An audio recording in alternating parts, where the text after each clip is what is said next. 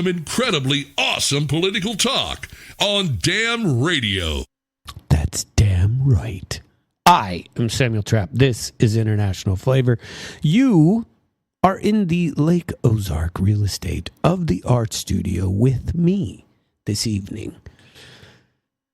I'm not sure what I'm going to talk about. I had a nice plan, but sometimes you just throw those damn things out the window, right? You can call me tonight if you'd like to and like to interrupt me or whatever I'm talking about.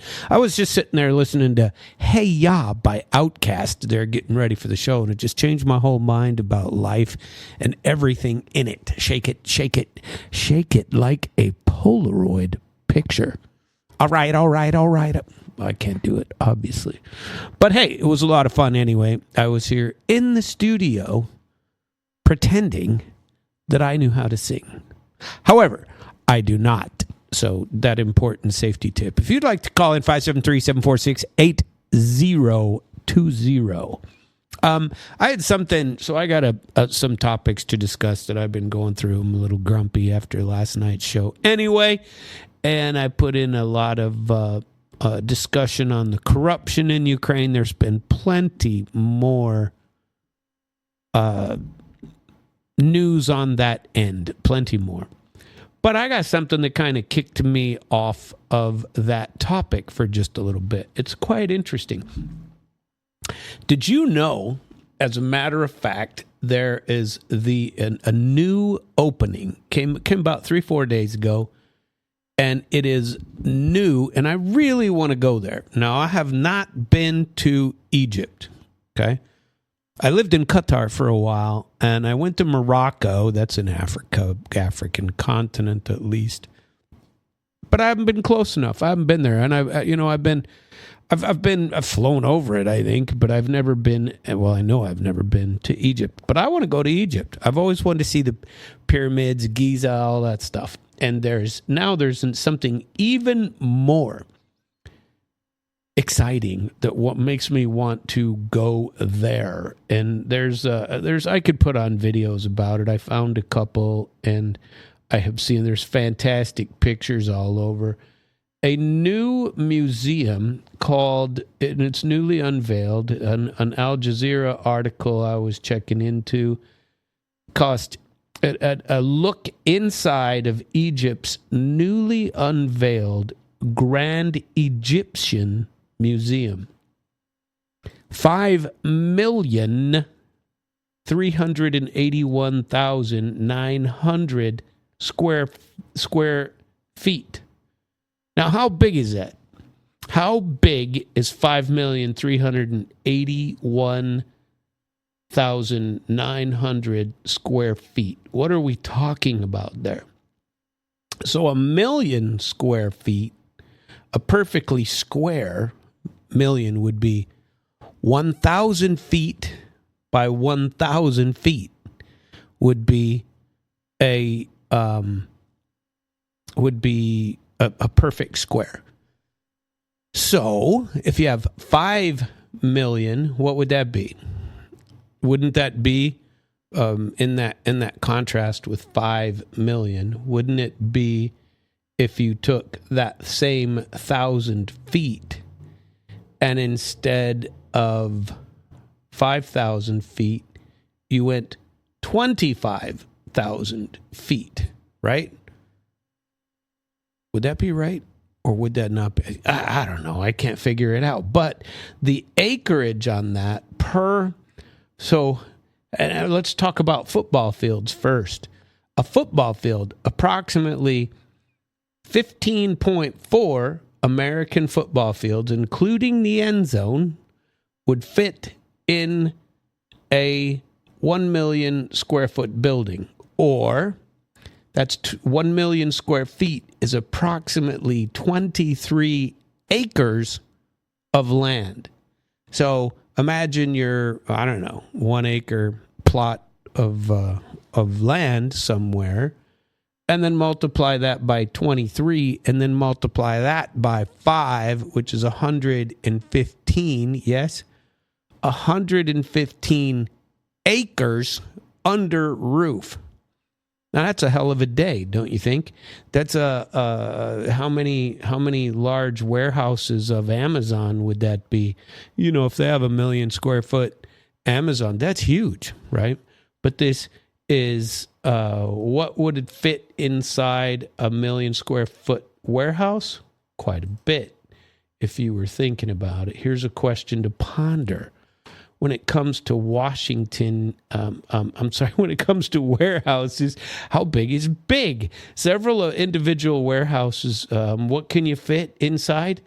You could fit a couple of Eiffel Towers, depending on how you arrange them.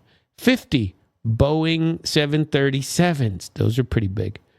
So have you ever seen any of these 10,000 square foot houses? You know, you could fit quite a few of those in there. I'm not so sure. These are 1,000 school buses in a what do you call it? In a large 1 million square foot warehouses. You could put a lot of them in there. Now these are huge, but I'm not interested in that. Really, I want to look inside. Here's the article for you. Because it took them 2 decades to build this thing. And they first started talking about it in like 1993 or 94. And so 2 decades, $1 billion, a little bit over. The Grand Egyptian Museum opened its doors to the public 2 days ago. It is the world's largest archaeological facility for a single civilization, meaning they're not covering a whole bunch of them. So just a few days after the official opening ceremony on Saturday, so the official was open on Saturday. Let's see here. The complex spans the 5,381,000 and will house more than 100,000 artifacts from 30 different dynasties of ancient Europe. The main attractions are, some of them, 3,200 years old and a 37-foot high statue of King Ramesses II, the complete collection of Tutankhamen's treasures, a 4,500-year-old boat, one of the oldest intact ships in the world that belonged to Khufu, the pharaoh renowned for building the Great Pyramid of Giza. And let's see, the museum has been called the 4th pyramid of the Giza Plateau, which is home to 3 pyramids that are about 4,500 years old, which are the Great Pyramid of Giza, built for Pharaoh Khufu, the Pyramid of Khafre, built for Pharaoh Khafre, and the Pyramid of Menkaure. I don't know if I said any of those right, but visitors can view the pyramids from inside the museum, which is designed in the shape of a triangle, which echoes the geometry of the pyramids. The museum's north and south walls are aligned with the pyramids. The design, created by an Irish architecture firm, uses sand-colored concrete and then alabaster stone, while the main facade is frosted glass panels. It's quite striking, the pictures of it that you see. The complex was announced in 1992, but construction didn't begin until 2005, and it was delayed by politics. You know, they had a 2011 Arab Spring, and they had COVID. Everybody blames COVID for everything. COVID did not slow me down. I did not wear a freaking mask except one time on an airplane, and I wrote the F word on the front of it and wore it on the plane. American Airlines from Corpus Christi, Texas, to where was that? Oh, Columbia, Missouri. Yeah, through Dallas. Some area, the museum actually had a soft launch in 2024. The museum complex includes a main building, a conference center, a Nile park, a boat museum, and a huge conservation area. So if you go looking inside it, when you enter, you're greeted by the 3,200-year-old statue of Ramesses II, which weighs about 83 tons. Holy schmoly. And then from 1954 to 2006, the statue stood in Ramesses Square in front of Cairo's main train station before it was located to its new location near the museum. To facilitate the move, the statue was transported upright in one piece on a 128-wheeled vehicle and went 19 miles to its new resting place. Holy shnikes. That is amazing that they were able to move it that way. There's a little video of that. So after the entrance, there's a 6-story tall grand staircase that is lined with about 60 artifacts, including statues of deities, sarcophagi that hold the deceased, columns showcasing ancient architectural artistry, and certain, what do they call them? Columns, I suppose. There's a specific word for them, but I don't know what that is. And they have significant text and historic stuff put in it. So the museum has 12 main permanent exhibit halls that opened last year and are organized by era, like prehistory through Greco-Roman period, and then they have themes. They have society, kingship, beliefs. There's 12 exhibition halls. Let's see. The Grand Staircase, the Tutankhamen Gallery has more than 5,000 objects from his tomb, and it's huge. It's bigger than all the rest.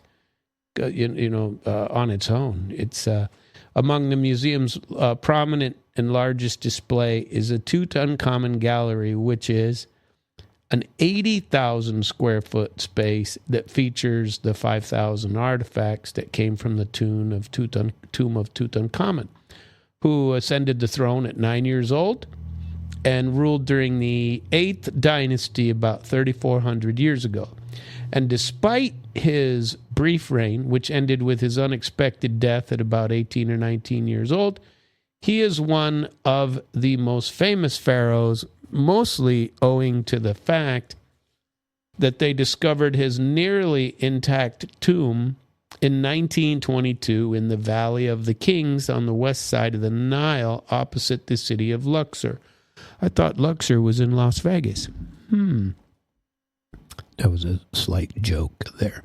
But visitors can see his golden mask, his throne, the sarcophagus, his chariots and jewelry, all presented to recreate the atmosphere of his royal burial chamber. The pictures are unbelievable. I mean, it's sometimes you just got to go places. I went to the Tretyakov Gallery in Moscow several months ago, and I couldn't get in. It was closed.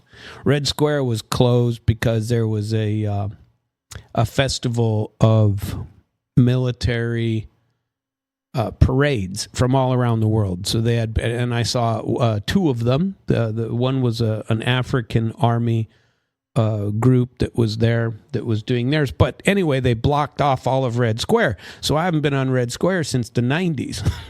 And I didn't get to go this year. And you could only look into it. So I ended up going to it was also unbelievable. It's another world history museum. And somebody else famous, but it wasn't Tretyakov. It was, I have it somewhere. And it was also a great big name. I just can't remember it off the top of my head. And that was an all-day affair in and of itself, and I only got to go to 2 of the 4 floors. So these museums, I mean, imagine if you're going to 5 million square feet of museum space. I mean, that's a week to get through it. I mean, unless I know people that run through these type of museums. I am not one of them. I like to go and enjoy and walk around and read the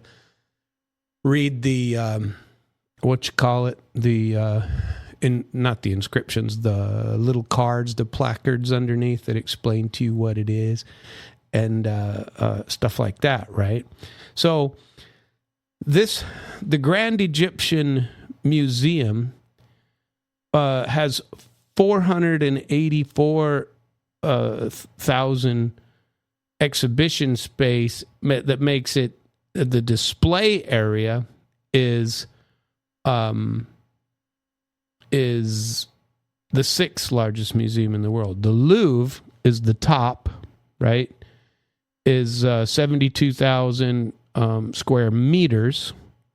The Hermitage Museum in St. Petersburg, Russia, where I really want to go, and I was hoping to go over Christmas this year for New Year's, for Russian New Year's, because their Christmas is January 7th, I believe. And so New Year's comes first, and then goes Christmas. And I was hoping to get there this year because my visa expires in March or April, and I wanted to go for winter. I've never been to Russia in the winter, and I wanted to go, especially this year, but my schedule doesn't look like it's going to allow me to do it, which is extremely grumpy for me. But that doesn't mean I'm not going to get another visa. I'm going to get another 3-year visa because I like going over there. Anyway, the Hermitage Museum in St. Petersburg, Russia, is the second largest, right? And then the third is the National Museum of China in Beijing, the Metropolitan Museum of Art in New York City, and the Museo del Prado in Madrid, Spain, as the fifth. And so the sixth is this Grand Egyptian Museum. So by exhibition space. Now, the Vatican is pretty close after that, and I've been in the Vatican Museum. That was unbelievable. But tourism is a major source of currency for Egypt. In 2024, a record 15.7 million tourists visited Egypt, and the travel and tourism sector is about 8% of the GDP, according to official figures. I mean, hell, everybody wants to go. I mean, if you don't want to go, that's a bit nutty. Why wouldn't you? Most people do, and I don't know. I'm eager to figure out a time to go there. I've said this before, but I'll repeat it again. I've been to all 50 states and 57 countries, and I need some more, before I kick the bucket. You don't want to kick the bucket. What else is there to see? I mean, what else is there to do, really? Well, you're not going to take your money with you, but if there is something else, you might take your experiences with you. Isn't that so? Well, that's what I believe anyway. At any rate, that was sent to me by someone this evening, and I went out and had a look at it because it was I'm interested in that kind of thing, and I love museums, I love travel, I like history, and you're not going to find history. Well, I already told you my stories about going to Kazakhstan, Kyrgyzstan, Uzbekistan, and going down the Silk Road, which has been around for at least the same amount of time as these. There are mosques over there that are so old and that are just amazing to go into because they're so old and they're all redone, and all of these UNESCO sites that they're redoing. So UNESCO is dedicated to saving world history, right? And there isn't a whole lot of that available in America. All of ours is only 250 years old. So you go and you see these ancient sites and these ancient things. For me, I think it's just, it is unbelievable and incredible. I mean, even Russia, they've been around 1,000 years as a country, and they have some old stuff. And then when you go over to Uzbekistan and Kazakhstan and you travel the Silk Road, and it's really unbelievable. It's just something to be amazed by, for sure. And I would like to go to this cultural center and all of this stuff from Egypt. I would definitely love to see that. And if I have a what do you call it? A bucket list? Would it be a bucket list? That just might be on the old bucket list. So At any rate, that's enough of that. I've spent a little bit of time on that, on the view of what that is. I very much enjoy that kind of thing, and I hope you enjoyed the content of that. I wanted to talk to you right now. There's so many stories to go into from the other side of the planet. Last night, I spent a lot of time going over the corruption in Ukraine and all of the political commentators from around the planet are discussing how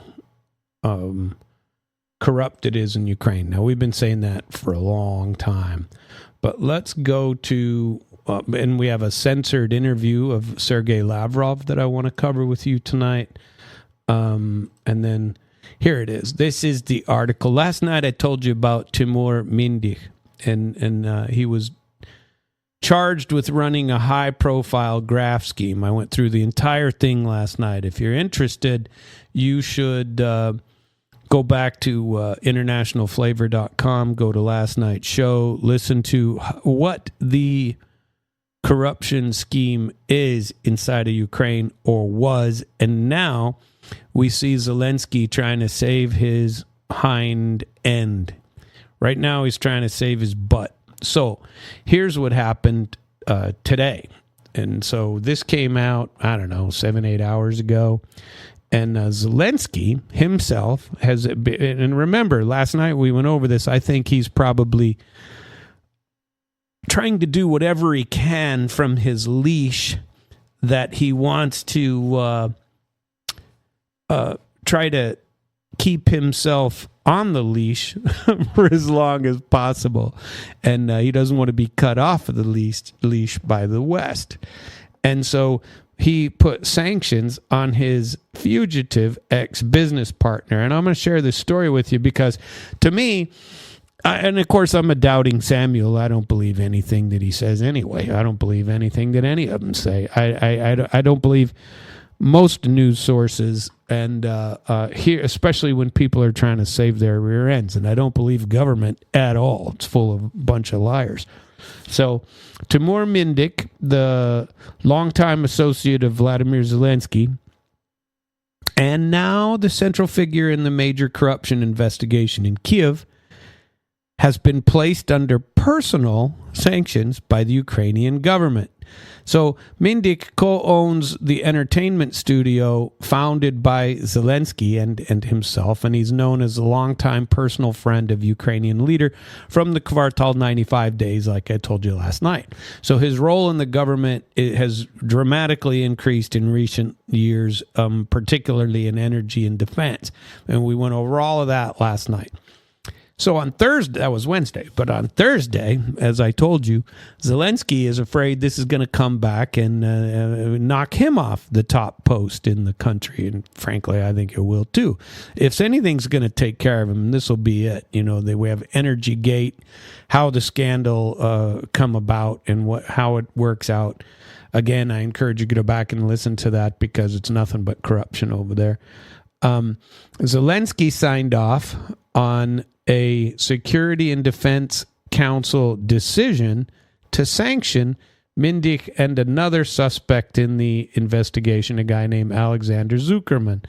The sanctions, which are legally valid only in Ukraine, were announced only after both men were able to flee to Israel. So those guys, as I told you last night, they've already run out. Somebody reported all of that and got rid of them and allowed them to run away. So Mindich's departure on Monday came just hours before his residence was raided. That, you know, of course, everybody wants to know if it's because he was tipped off. And both of these guys are Israeli citizens, and he got away with $100 million. So the sanctions range from personal asset freezes to bans on bidding for privatized state property. You can't buy any more property in Ukraine. Oh, gee, bummer. He has to take his $100 million and get out. And then he has a prohibition on radio broadcasting inside of Ukraine. So none of that. He could broadcast from Israel, I suppose. So according to Ukraine's National Anti-Corruption Bureau, which I told you about last night also, Timur Mindich and his co-conspirators pressured Energoatom contractors to pay kickbacks, $100 million in losses to the Ukrainian budget. Investigators believe the group helped launder money for other criminal networks. So this is a huge scandal. They are, like I told you last night, arrested blah blah blah. Lots of important people that have been arrested and are taking a serious hit over this. An EU foreign policy chief, the genius, Kaya Kallas, described the situation as extremely unfortunate. And so Zelensky's now saying, he's distancing himself from Mindich, saying those guilty of corruption have to be tried and sentenced, but we should warn them first so they have a chance to get away and go to Israel with their money. The leader of a nation at war cannot have any friends, he told Bloomberg on Wednesday. Well, listen to last night's article or my last night's broadcast. It'll tell you, I've put out all the facts on that. So anyway, that's an interesting story. So there you have it. He is now sanctioning his friend, but his friend ain't going to come back to Ukraine. That's everybody who has the money is taking all their stuff and running. That's how it works, right? What else do we have for interesting stories? Let's see. The U.S., listen to this. Everybody knows this already, knows my position on this. I'm very much against what the U.S. is doing in South America. This alleged war on drugs, this is nonsense. So the U.S., according to Rubio, isn't going to accept lectures from the EU on how it conducts its national security operations, he said on Wednesday. And he dismissed criticism by bloc members of U.S. strikes on boats in the Caribbean. U.S. forces have hit at least 20 boats off the Venezuelan coast, and they claim that they are involved in narco-terrorism. Several countries, several people, I'm one of them, and including European NATO states, have questioned whether the strikes are lawful under international norms. So Rubio says, I don't think the European Union gets to determine what international law is. Apparently, he doesn't get to either. He can just do whatever he wants, which is what we're doing. This is not the law. I already went through that a couple of weeks ago on what this is. And they don't get to determine how the U.S. defends its national security. Oh, so we get to condemn other countries, but then we just blow people up, and we don't have to provide any proof unless you want to, swim down the bottom of the ocean and pick it up after you blow up these alleged narco-terrorists. This is such crap. Anybody who justifies this is living in a fantasy world where the U.S. is always right, and unfortunately that there's far too many of that. And the U.K. has even stopped sharing alleged drug boat intelligence with the U.S. because they don't like what we're doing. You can't just blow people up first and ask questions later. Nonsense. So, Rubio added that the same European governments that are criticizing Washington want us to send and supply nuclear-capable Tomahawk missiles to defend Europe, but when the U.S. puts aircraft carriers where we live, that's a problem. Well, I don't have a problem putting those aircraft carriers wherever you want. I have a problem with you blowing up boats that you could just as easily stop. That's what I got a problem with. You got the biggest Navy, you got a huge aircraft carrier, and you can't stop a boat? Come on. You got to blow them up and kill them all and provide zero evidence of any kind? Nonsensical nonsense. Hello, how's the family? Ukraine has repeatedly urged Washington to give it Tomahawk missiles on its territory since 2024. when Ukraine's Zelensky made a pitch for his victory plan, right? And he renewed these appeals this year to President Trump. Moscow has warned that such systems are going to do nothing but or constitute major escalation. So the concentration of U.S. military assets near Venezuela fuels concerns in Caracas that Washington is preparing a regime change operation. Gee, that would be a surprise, wouldn't it? Here we are again, going to change a regime. That's okay. It's our hemisphere. We can do whatever we want. It doesn't matter if a country decides its own fate or not. They aren't permitted to do that. We decide that, right? Well, not right, but that doesn't mean we're not going to do it. The Trump administration says that President Maduro is a cartel leader. They get to decide that too. And that he lacks legitimacy. And the U.S. has previously backed attempts to stage a coup by this guy, Juan Guaido, who is obviously an opposition leader. Russia condemns the Caribbean strikes, as do many others. And Sergei Lavrov said this week that Washington's efforts to fight drug crime should better be applied to Belgium, which a Belgian local judge described as having evolved into a narco state, right? So what are we going to do about Belgium and their drug problem? Anything? I suppose not, because Belgium keeps all their drugs right there, yeah? Maybe we should send warships over there and blow boats up in the Belgian countries. Wouldn't that be entertaining for the world to watch? Let's see. And Hegseth, don't get me started. I won't say anything because I don't want to go too far in that regard. Let's see. Where is that story? Hello, how is the family? Ukraine Energy Gate. Here you go. The censoring of Sergei Lavrov. And since this was so blatant, I want to share all of it with you. And so Sergei Lavrov was interviewed on an Italian newspaper, a liberal Italian newspaper. And that newspaper then censored his interview. So after the interview, they refused to publish his remarks because they are, in their words, controversial. Well, how can you have controversy? Oh my God, words may actually hurt us, right? We don't want to be hurt by words. That would be terrible. And what if somebody actually believed him? Wouldn't that be horrible? Sergei Lavrov is the longest serving foreign minister on the planet. Okay, I want to say he's in 25 and a half years. He's been there for a long time, running the foreign ministry of Russia. So I'm going to share this story to you in its entirety and then give you the full text of what he said. And so, because nobody else is going to. And so I'll provide the questions and I will provide the responses. And then there was a response by Italy as well after somebody went ahead and published these, but not in Italy.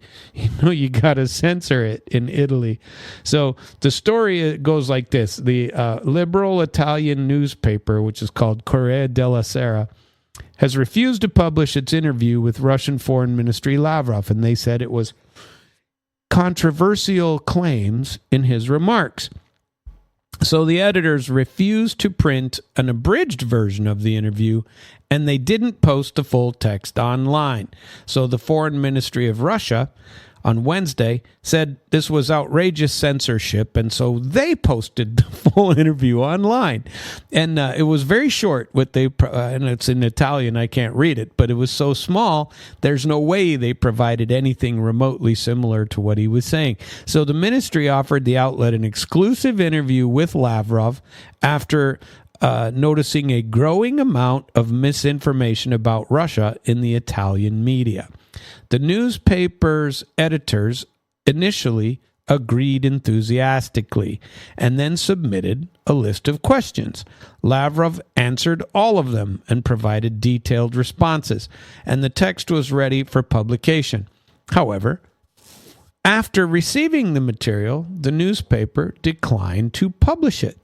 They explained to us that Lavrov's words contain controversial assertions that might require fact-checking or additional clarification, and the publication of which might lead to exceeding reasonable volume. And it's really not that long, because I'm gonna share it all with you here. You could say what you want. So, commenting on this matter, the outlet stated that Russian Foreign Ministry had provided a lengthy text of propaganda. Right? This is all propaganda.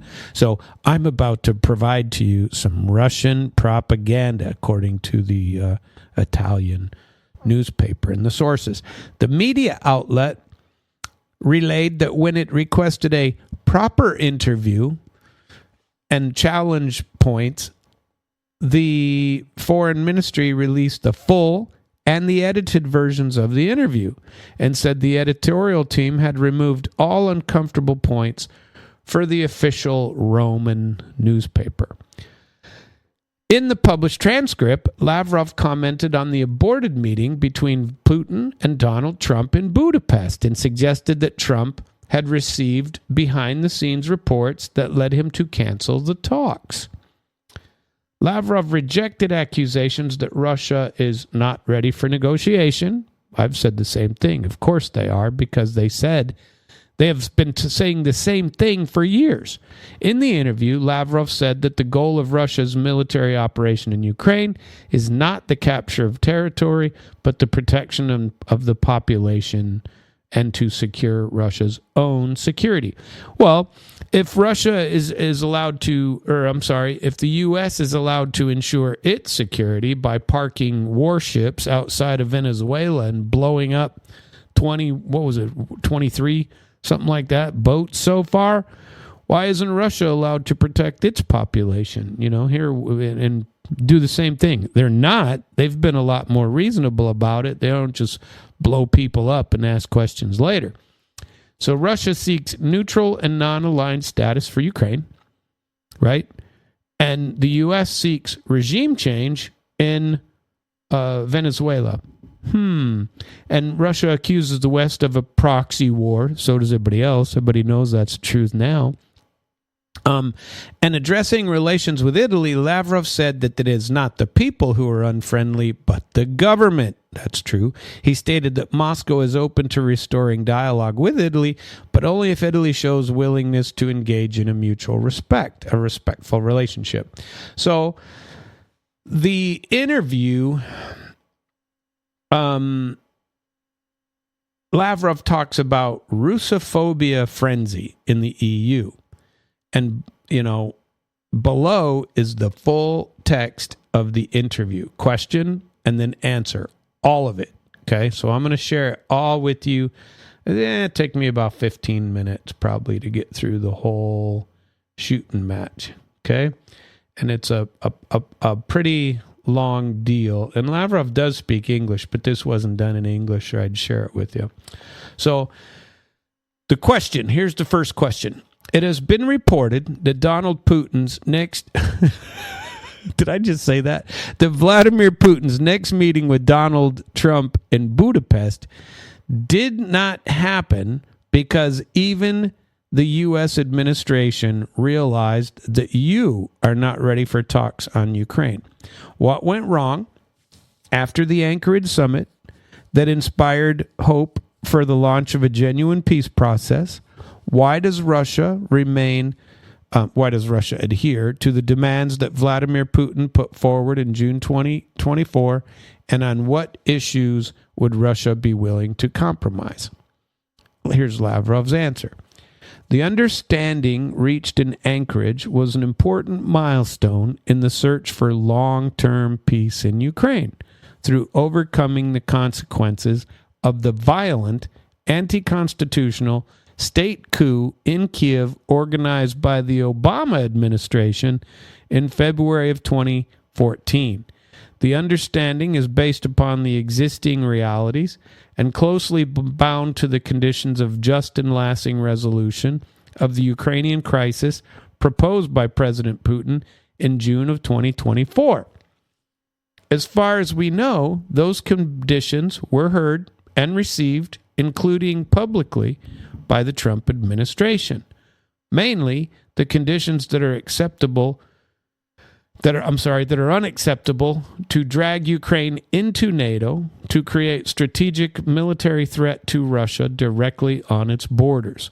Washington openly admitted that it will not be able to ignore the territorial issue following the referendums in Russia's 5 historic regions whose residents unambiguously chose self-determination apart from the Kiev regime that labeled them as subhuman creatures and terrorists and chose instead reunification with Russia. The American concept that, at the president's instruction, the special envoy Steve Witkoff brought to Moscow the week before the Alaska summit was also built around the issue of security and territorial reality. President Putin told Trump in Anchorage that we agree to use this concept as the basis while proposing specific steps that open the way for practical implementation. The U.S. leader said that he should consult with his allies, said that he would consult with his allies. However, after the meeting with his allies took place in Washington the next day, we did not receive reaction to our positive responses to the proposal that Witkoff delivered to Moscow before Alaska. No reaction was communicated during my meeting with Secretary of State Marco Rubio in September in New York, when I reminded him that we were still expecting an answer. To help our colleagues from America decide on their own, we set the Alaska understanding and delivered it to Washington. Several days later, at Trump's request, he and Putin had a telephone conversation and reached a preliminary agreement to meet in Budapest after thorough preparation for the summit. There was no doubt that they would discuss the understandings that had already been discussed in Anchorage. A few days later, I spoke with Marco Rubio over the phone. Washington described the conversation as constructive. It was indeed constructive and useful, and then announced that after the conversation, an in-person meeting between Secretary of State Rubio and the Russian foreign minister in preparation for the top-level meeting between Trump and Putin was unnecessary. Who and how submitted covert reports to the American leader, after which he postponed or canceled the Budapest summit, I do not know, but I have described the general timeline strictly based on the facts for which I am responsible. I will not take responsibility for bluntly fake news about Russia's lack of readiness for talks or sabotaging the outcomes of the Anchorage meeting. Please speak to the Financial Times that, as far as I know, planted this misleading version of what happened, distorted the sequence of events to put the blame on Moscow and lead Donald Trump off the road he himself suggested, a road to lasting steady peace rather than an immediate ceasefire where Zelensky's European masters are pulling him. This is due to their own obsessive intention to inject the Nazi regime with more weapons and continue the war against Russia. If the BBC can produce a fake video featuring Trump calling for assault on the Capitol, the Financial Times is capable of something similar. In Russia, we say they wouldn't have the scruples to tell a lie. We are still ready to hold another Russia-U.S. summit in Budapest if it is genuinely based on the well-described outcomes of the Alaska summit. The date is not yet set, but Russia and U.S. contact continues. Now, that's a hell of a long answer, but it's also pretty involved, and it covers everything that they asked in the question. He's saying, basically, what happened? Oh, you can believe it's propaganda if you like, but this meeting didn't happen, but they say you're not ready for meetings. And he says, we're ready for meetings. We've always said the same thing. We don't want these meetings to result in a ceasefire. We don't want a ceasefire. They've said that forever. How many times do I personally have to explain this to people? They've said the exact same thing over and over and over. No ceasefire. We will agree to peace. We will agree to a permanent ceasefire, but that has to recognize realities on the ground and recognize the root causes of the conflict, which he said the exact same thing right here. Nobody wants peace. They just want to keep on acting like they're going to bring Russia to their knees. So here's question number 2. Units of the Russian armed forces are currently controlling less territory than in 2022, several weeks into the special military operation. If you are prevailing, why don't you deliver a decisive strike? Could you explain why you are not publicizing your official losses? Sergei Lavrov says, the special military operation is not a war for territory, but an operation to save the lives of people who have lived in these territories for centuries and whom the Kiev junta seek to eradicate legally by prohibiting their history, language, culture, and physically using Western weapons. Another important goal of the special military operation is to ensure Russia's security, to undermine the plans of NATO and the EU to create a hostile puppet government on our western border that by law and in reality relies on Nazi ideology. This is not the first time we have stopped fascist and Nazi aggressors. That happened during World War II and appears to be happening again. Unlike Westerners who have wiped out entire neighborhoods, we are sparing people, both civilians and military personnel. Our armed forces are acting responsibly and delivering high-precision strikes at military targets and associated transport and energy infrastructure. It is not customary to publicize battlefield losses. I can only tell you this. Think about these numbers. I heard these numbers several times in the last couple days, and they all come from this interview. And it says, I can only say that this year, Russia has transferred 9,000 bodies of Ukrainian personnel in an effort at repatriation. In return, we have received 143 bodies of our fighters that have, died and were taken by the Ukrainian sides. You can come to your own conclusions based upon those numbers. Now, those are some frightening numbers. Now, one of the obvious things that you can talk about this, if you want to say it's propaganda, the Russians are advancing. So as they advance, they are covering territory where there are a lot of Ukrainian fallen. And so since they are advancing, obviously they're going forward. If it was going the other direction, then Ukraine would have far more bodies, if the Russia. So if anything, this is an indication of Russian progress on the battlefield. And these numbers, I've heard these numbers forever. When we started, since the Trump year, when they started talking in Istanbul, and then they had these swaps of every prisoner for every prisoner, and the Russians gave up a hell of a lot of prisoners and received in return not very many. Then the bodies started. And remember, there were 6,000 bodies that were in refrigerator trucks held on the line, and Ukraine didn't want to take them because they had to, when they have to recognize the bodies as dead, there's payouts that go to the families, equivalent of about, I can't remember the exact amount, but I want to say like $240,000 or equivalent that gets paid to the family upon the death. And so they didn't want to accept the bodies because they didn't have the money. And so that's the end of question number 2. Question number 3. and I like this one. I've spoken about this one myself. Your appearance, Lavrov's personal appearance, at the Anchorage summit in a sweatshirt that said USSR raised many questions. Some regarded it as a confirmation of your personal ambition to recreate, if possible, a former Soviet Union, Ukraine, Moldova, Georgia, Baltic countries, or to restore the USSR. Was that a coded message or a joke?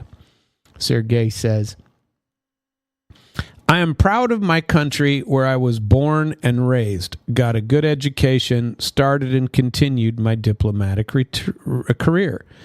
As is well known, Russia is the successor to the USSR, and in general, our country and civilization dates back 1,000 years. The Novgorod Veche emerged long before the West started playing democracy. By the way, I also have a T-shirt with the national coat of arms of the Russian Empire, but it does not mean that we want to restore the Russian Empire. One of our greatest assets, which we are rightly proud, is the continuity of developing and strengthening our state through its great history of uniting and consolidating Russian and all other peoples of the country. President Putin recently highlighted that in his remarks on National Unity Day. So please do not look for any political signals from my shirt. Maybe the feeling of patriotism and loyalty to one's motherland is fading away in the West, but to us, it is part of our genetic code. Now, that's a pretty good answer, is what I say. Now, and I, when I was in Russia, I told you this already several months ago, I tried to find a USSR shirt because I wanted to wear it back. I wanted to find a sweatshirt just like the one Lavrov was wearing when he showed up in Alaska, and I wanted to find one, but I couldn't find one. All I could find was a cheap-ass T-shirt that had, crappy iron-on letters on it, and it wasn't of any quality at all. And in one of those, it was in some stall in a food court, and so I didn't want that. I wanted a really nice one, but I never found one. So that got me all depressed. Okay, next question. If one of the goals of the special military operation is to return Ukraine to be under Russian influence, for example, it may seem, based on your demand, to be able to determine the number of its armaments. Don't you think that the current armed conflict, whatever the outcome, gives Kiev a specific international role that is increasingly distant from Moscow? Here's Lavrov. The goals of the special military operation were determined by Putin in 2022 and remain the same to this day. It's not about spheres of influence, but about Ukraine's return to a neutral, non-aligned, non-nuclear status in strict observance of human rights and the rights of the Russian and other national minorities. And here they're talking about Russian and Hungarians and others, Polish. This is how these obligations were stipulated by Ukraine's Declaration of Independence of 1990 and in its constitution, and is precisely in view of these obligations that Russia recognized the independence of the Ukrainian state. We are seeking and will achieve the return of Ukraine to healthy and stable origins of statehood, which implies that Ukraine will no longer be subservient under the territory to NATO for military development, as well as to the European Union, which is quickly turning into a similarly aggressive military bloc. We will sweep out Nazi ideology prohibited in Nuremberg, return of all the rights of Russians, Hungarians, and other national minorities. It is indicative that while dragging the Kiev regime into the EU, the Brussels elites remain silent about outrageous discrimination of non-indigenous ethnicities, as Kiev contemptuously calls Russians who have lived in Ukraine for centuries, and praise Zelensky's junta for defending so-called European values. This is just another proof that Nazism is resurging in Europe. It is something to think about, especially after Germany and Italy, together with Japan, recently began to vote against the General Assembly's annual resolution on the unacceptability of glorifying Nazism. Western governments do not hide the fact that in reality they are waging a proxy war against Russia through Ukraine, and this war will not be finished even after the current crisis. NATO Secretary General Mark Rutte, British Prime Minister Keir Starmer, Brussels bureaucrats Ursula von der Leyen and Kaja Kallas, and U.S. President Special Envoy for Ukraine Keith Kellogg have spoken about this on many occasions. It is evident that Russia's determination to protect itself from such threats created by the West using the regime under its control are legitimate and reasonable. Now that makes sense to me because they've been saying the exact same thing for years, at least since 2014 and probably before that. So, next question. The U.S. supplies weapons to Ukraine, and there was a recent discussion on the possibility of delivering Tomahawk cruise missiles to Kyiv. Why do you hold different views and assessments of the U.S. and Europe's policy? Here's Lavrov. Most of the European capitals currently make up the core of the so-called coalition of the willing, whose sole desire is to keep hostilities in Ukraine running for as long as possible. I agree with that, absolutely. Apparently, they have no other way of distracting their voters from the sharply deteriorating domestic socioeconomic problems in their countries. They sponsor the terrorist regime in Kyiv, using European taxpayer money to supply weapons which are used as part of a consistent effort by Ukraine to kill civilians in Russian regions as well as Ukrainians who are trying to flee the war and the Nazi henchmen in Ukraine. They undermine any peace efforts and refuse to have direct contact with Moscow. They impose more and more sanctions that are having a boomerang effect on their own economies. They are openly preparing Europe for a new big war against Russia and trying to talk Washington into rejecting honest and fair settlement efforts. Their key objective is to compromise the position of the current U.S. administration that has from the outset advocated dialogue, looked into Russia's position, and showed a willingness to seek lasting peace. Donald Trump repeatedly said in public that one of the reasons for Russia's action was NATO expansion and the advancement of the alliance's infrastructure to our country's borders. That is what President Putin and Russia have been warning about for the past 20 years. This is absolutely correct. We hope that common sense prevails in Washington, that it will hold on to principled positions and will refrain from actions which can propel the conflict to the next level of escalation. With all that in view, whether the weapons are coming from Europe or the U.S. makes no difference to our military, for they are immediately destroying any military targets. Let's see. Here's another question. You were the one who pressed the reset button together with Hillary Clinton.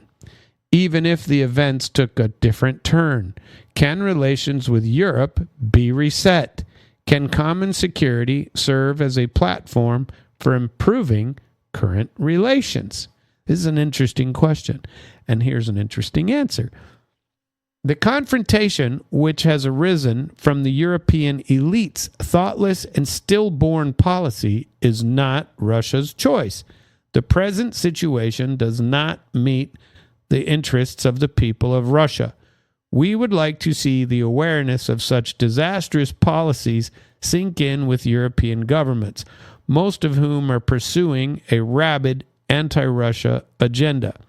Europe already waged wars against us under the flag of Napoleon, and last century, and under the Hitler Nazi banners and colors. Some European leaders have a very short memory. When this Russophobic obsession, I am at a loss for a better phrase than that, finally fades away, we will be open for contact, ready to hear if our former partners are going to do business with us further. Then we will decide if there are prospects for building fair and honest ties. The West's efforts have totally discredited and dismantled the Euro-Atlantic security system in its pre-2022 form. In that regard, President Putin came up with an initiative to set up a new architecture of equal and indivisible security in Eurasia.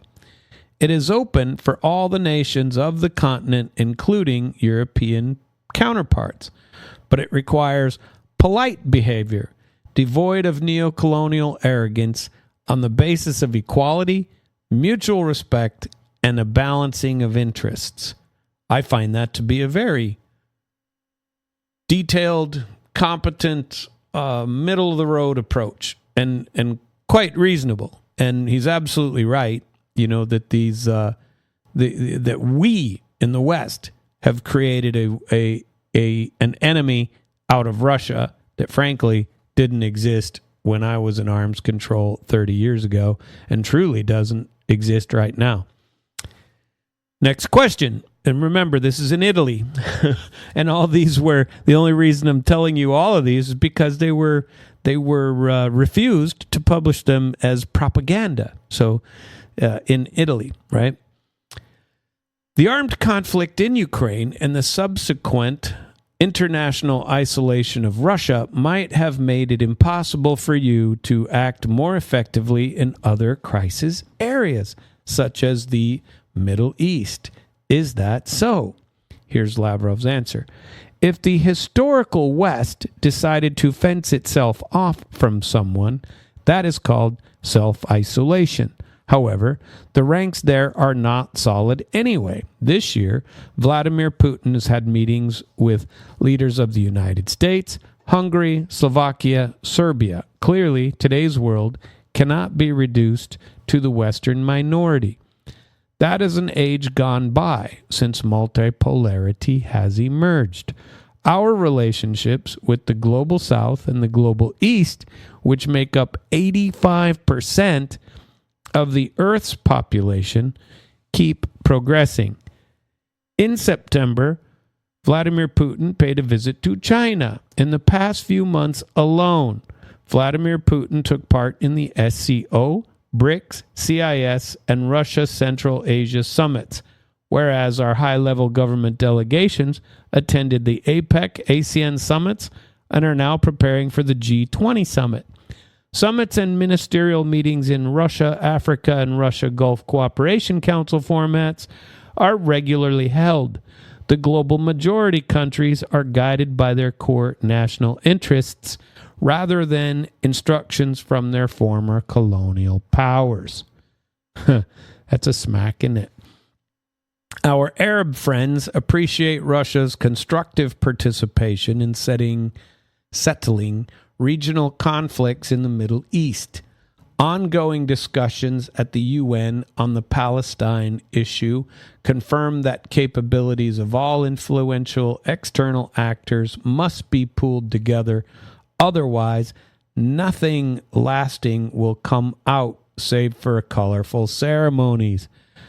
We share close or convergent positions with our Middle Eastern friends, which facilitate our interaction at the UN and other multilateral platforms. Again, a comprehensive response. I don't see a lot of propaganda in there. Those are true. Next question. Do you think that in the new multipolar world order that you promote and support, Russia has become more dependent on China economically and militarily, which creates an imbalance in your historical alliance with Beijing? Interesting question. We do not promote a multipolar world order as its emergence results from an objective process. Instead of conquest, enslavement, subjugation, or exploitation, which is how colonial powers built their order and went on to bring about, quote, capitalism, our process implies cooperation, which takes into account each other's interests and ensures the smart division of labor based on competitive advantages and the participating countries and integrated structures. As for Russia-China, this is not an alliance in the traditional sense of the word, but an effective and advanced form of interaction. Our cooperation does not imply creating a specific bloc, does not target any third country. It is quite common for Cold War-era alliances to consist of those who lead and those who are led. But these categories are irrelevant in our case. Therefore, speculating about any kind of imbalance is inappropriate. Moscow and Beijing have built their ties on an equal footing and made them self-sufficient. They did this based on mutual trust and support that are rooted in many countries of neighboring relationships. Russia reaffirms its commitment to the principle of non-interference in domestic affairs. Russia and China cooperation in trade, investment, and technology benefit both countries and foster steady, sustainable economic growth while also improving the well-being of both people. As for the close military-to-military ties, they ensure that we complement each other, enable our countries to assert national interests in terms of global security and strategic stability while effectively countering conventional and new challenges and threats. How is that propaganda? That question, I don't see any propaganda there. That's a straightforward answer. And they've said the same thing.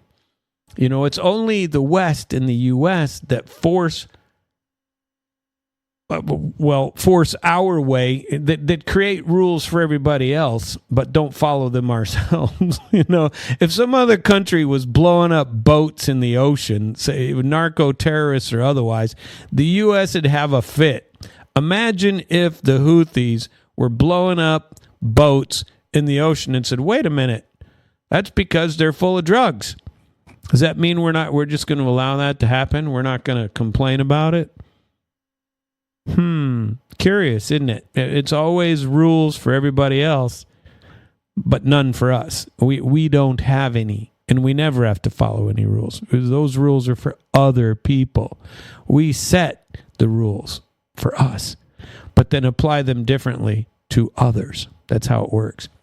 And that's how it's always worked. You know, it's worked that way for England. You know, it worked that way for France, for Italy, for Spain when they were in their colonialist eras. And what they're saying, what Lavrov is saying, is that China and Russia, they're not colonialists. You know, they engage in economic partnerships. Now, you don't have to agree with that. I don't care if you do or don't. But they've consistently said it that way, right?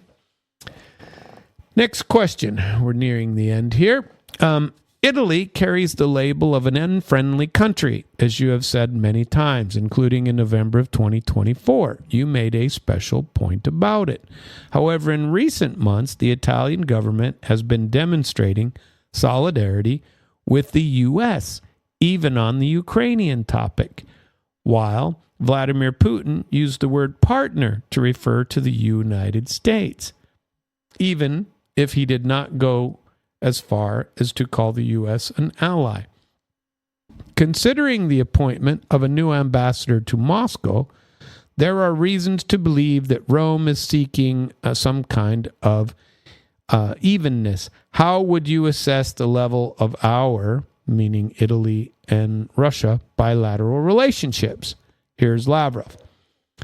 For Russia, there are no unfriendly nations or people, but there are countries with unfriendly governments.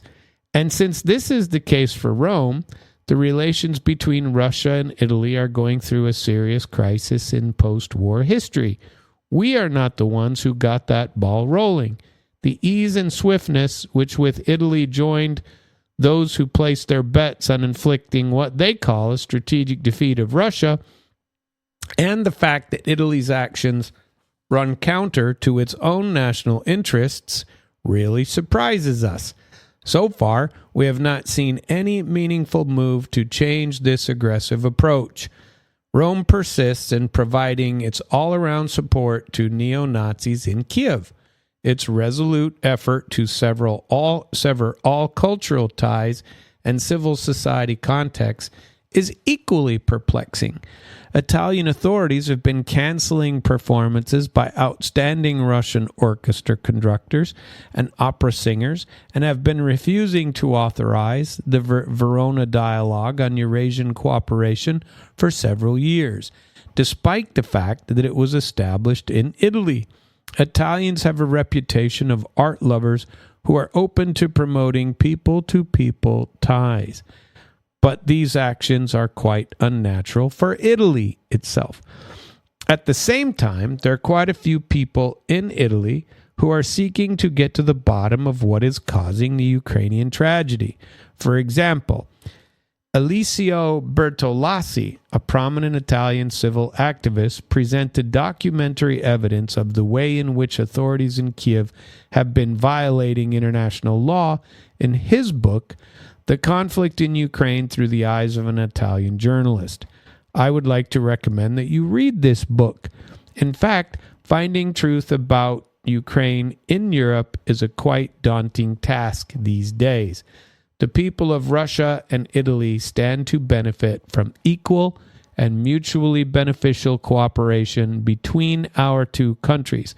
If Rome is ready to move toward restoring dialogue based on mutual trust and taking into consideration each other's interests, they should send us a signal, since we are always ready to hear what you have to say, including your ambassador to Russia. And those are all of the questions that were asked of him and all of his answers. And they didn't want to publish them. Are those that fearful? Seriously? How are you going to call that just straight up propaganda? I don't believe it is. And so there was another story right on this side from a guy named Foreign Minister Antonio Tajani for Italy.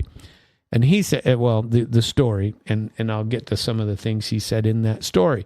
Putin is not interested in igniting a global conflict or World War III, said Italian Foreign Minister Antonio Tajani on Sunday. And he replied to claims that Moscow could send drones against the EU nation. Ukraine's Zelensky claims that Russia will target Italy or other European nations. This month, Poland and Estonia also accused Moscow of such things. And Tajani said in a speech in Italy, I don't think Putin wants to start World War III, so I want to reassure all Italians. He does not want to send drones to swarm us either. Isn't that crazy? What else did he say? If they are the ones we are thinking of, let's see. According to Lavrov, the drones found on, we've already heard that story about the drones on there. Let's see. Did you hear this story? This one came out today. Colombian leader Gustavo Petro says that the U.S. president's actions are not to stop drug traffickers. And he calls Trump a barbarian. Ready? Colombian President Gustavo Petro denounces the U.S. strikes on alleged cartel vessels in the Caribbean Sea, just as the Pentagon announces new operation to allegedly fight drug traffickers. In an interview with NBC, Petro did not mince words. He said, Trump is a barbarian. He wants to frighten us. But the Colombian president did not rule out that some of the vessels hit by strikes were linked to cartel. Maybe or maybe not. We do not know, he said, and added that according to due process and the civilized treatment of people, the boat should be seized and detained. That's the common belief. Petro described the victims as poor boatmen hired by cartels. When one of those missiles arrives, it kills the boatman. It doesn't kill the drug trafficker, he says. He previously said that some of the victims are ordinary fishermen not involved in organized crime. The U.S. imposed sanctions on Petro last month because Trump labeled him a drug leader. Colombia restricted intelligence sharing with the U.S. this week, although Interior Minister Armando Benedetti later clarified that Bogota will continue to cooperate with U.S. federal agencies, including the Drug Enforcement Agency and the FBI. The U.S. has hit at least 20 boats since September, killing 80 people. Pete Hegg says, I don't want to call him Secretary of War. I think that's BS. But he announced Thursday the launch of Operation Southern Spear against narco-terrorists in the region. CNN reports that as part of that operation, Trump has been briefed on target options in Venezuela, who he also accuses of having a president that is helping cartels smuggle drugs to the U.S. So we blow up fishermen, right? That's the way we do it in America. We just blow you up and then, complain that you're the guilty one. You should be blown up. This is not the way to run a railroad, friends and neighbors. That's the opinion of Sam. The opinion of Sam. Let's see. The Polish are allegedly a threat to Germany, says their opposition leader. Where else? Where else are we going? Lavrov complains that Zelensky is awarding medals to Nazis. We already read about that one. The censored interview. Russia will fight as long as it takes, according to Peskov. And where are my notes? Here we go. I wanted to talk about where we are in the collapse of the front, Western delusions, and how the war really ends. Nobody in Washington or in the Western media is willing to walk anybody through the realities of the front lines.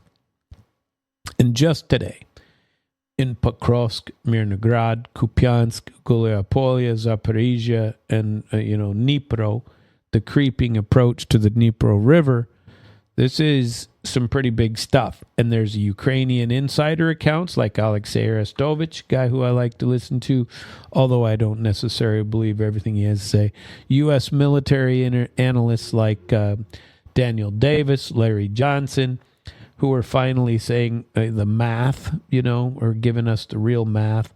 And then the map. All you got to do is watch the map. What did we say here just a few minutes ago about the amount of bodies turned over by the Russians? 9,000 to about 145.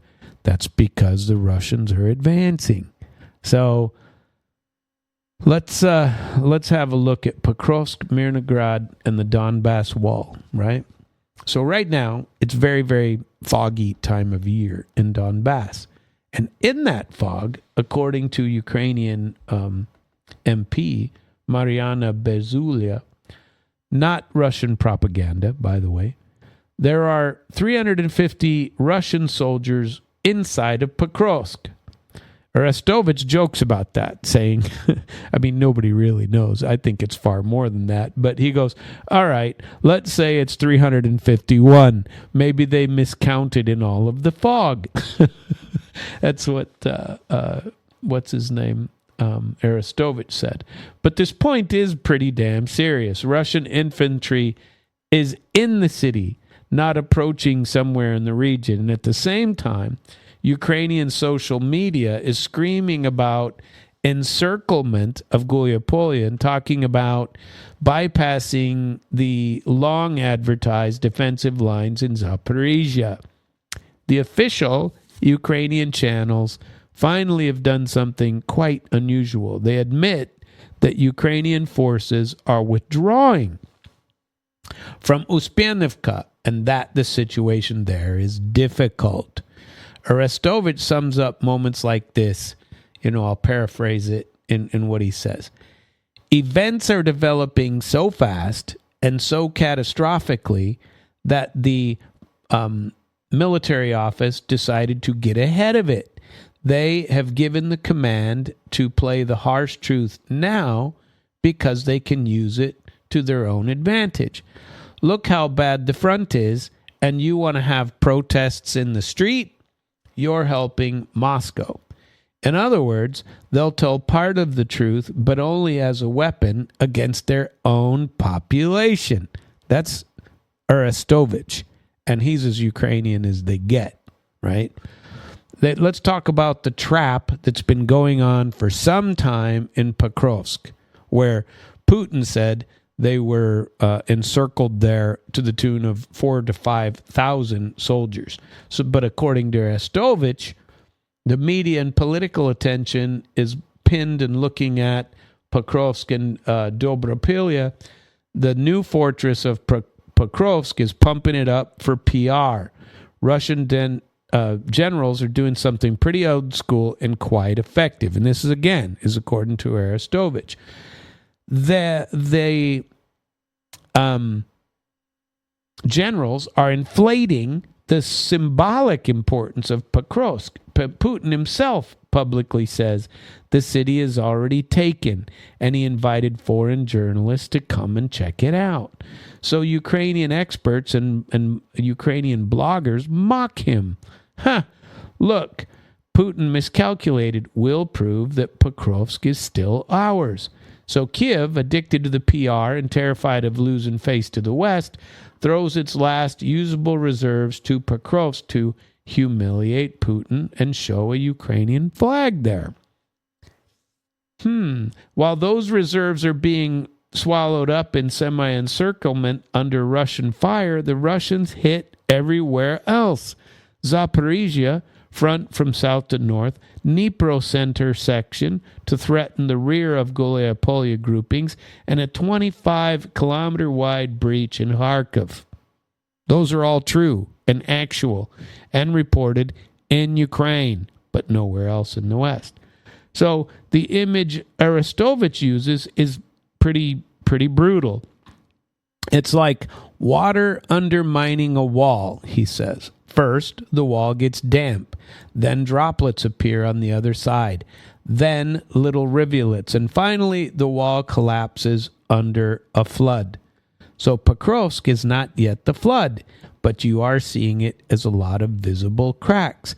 The flood is the overall erosion of the Ukrainian defense from Donbass to Zaporizhia at a time when Kiev has no real reserves left. He even points out that when Kiev pulled elite units like Azov brigades from the Serebyanka forest to plug holes at Turetsk and then at Dobropolya, the Russians immediately pushed near Lyman, north of there, because the sector immediately went quite thin. So what does he conclude? Without 100 to 150,000 fresh, trained, supplied, and competent reserves, you cannot solve Pokrovsk or Mirnograd, because those reserves do not exist. There's a mirage of a counteroffensive near Mirnograd. You'll hear Ukrainian outlets that a counteroffensive is coming near Rodinsk and Novaya Shokova, advancing 3 kilometers here, pushing Russian back there. The Kiev is calling it a counterattack, but Russian bloggers and military mappers call it a minor setback, little tiny one. So Arestovich himself cuts through the spin. He says these are local counterattacks and not real counteroffensive. They might slow things down or straighten a small line, but Mirnograd cannot be held without major reserves. Those reserves have already burned in Kursk and Sumy escapades in Dobropolia and in earlier PR-driven heroics. Flatly, he says, there is no imminent collapse with tanks driving through 50-kilometer holes, but the sum of the decisions and the logic of how they fight all point to one clear outcome. The front will crumble after the reserves are exhausted.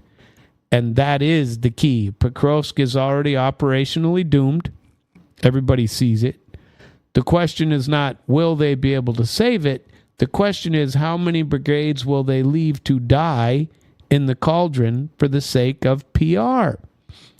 And that brings us to the big, big, ugly truth that no one in the West will say.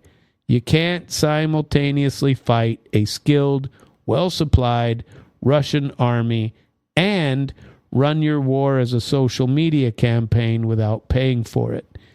In the men, in the ground, and in eventually the state itself. The math, what's the math of defeat? You know, we haven't talked about the math in a while.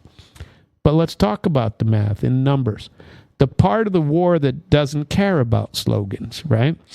And Arestovich gives us some brutally simple numbers. All Ukrainian defense forces, including police, border guard, National Guard, total about 1.2 million.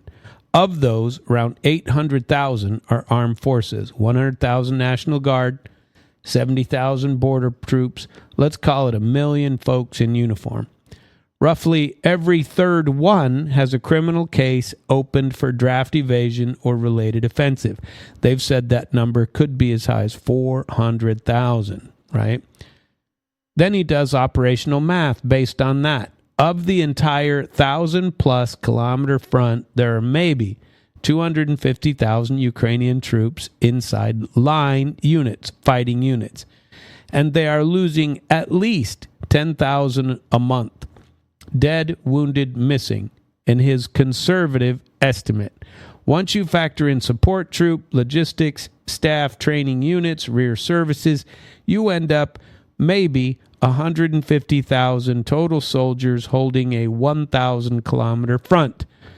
So that means on 1 kilometer front, you have 3 to 6 Ukrainian soldiers, maybe less. That's according to him. Now flip the map, and according to him, Russian grouping inside Ukraine, Russian military uniformed in Ukraine, are over 700,000. So even if only 200 to 250,000 are in active combat units, that is still a massive advantage. And it allows Russia to operate at a 5-to-1 superiority where it wants to be, which is Pokrovsk, Kupiansk, Zaporizhia. Now overlay that with what Larry Johnson and Colonel Daniel Davis are seeing from the U.S.